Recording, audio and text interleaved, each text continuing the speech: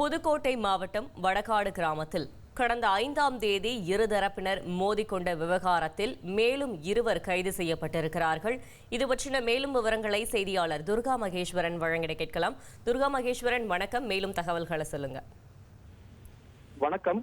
புதுக்கோட்டை மாவட்டம் வடகாடு கிராமத்தில் நடைபெற்ற மோதல் விவகாரம் தொடர்பாக ஏற்கனவே 22 தரப்பில் இருந்தும் 26 நபர்கள் கைது செய்யப்பட்டிருந்த நிலையில் தற்போது விசிக நிர்வாகி சேதுபதி அது வைத்தி ஒரு பிளாட் வாங்கணுமா இல்ல ஒரு பிளாட் வாங்கணுமான்னு ஒரே கன்ஃபியூஷன். ஒரு ரியல் எஸ்டேட் எக்ஸ்பர்ட் கிட்ட பேசு. எப்படி?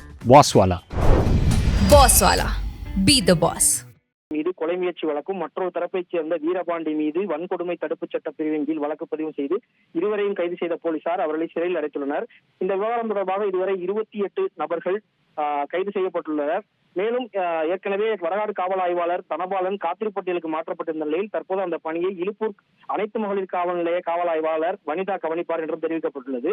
இந்த விவகாரத்தில் நேற்றிரவு விடுதலை சிறுத்தைகள் கட்சி தலைவர் தொல் திருமாவளவன் மீது தேர் வரம் தொடும் உரிமையை பெற்ற சேர்வாய்க்காரன்பட்டியைச் சேர்ந்த தரப்பினர் தங்கள் உரிமை குறித்து திருமாவளவன் தவறான தகவல்களையும் உண்மைக்கு புறமான தகவல்களையும் பேசி வருவதாகவும் சமூக வலைதளத்தில் அவதூறு பரப்பி வருவதாகவும் புகார் அளித்துள்ளதும் குறிப்பிடத்தக்கது.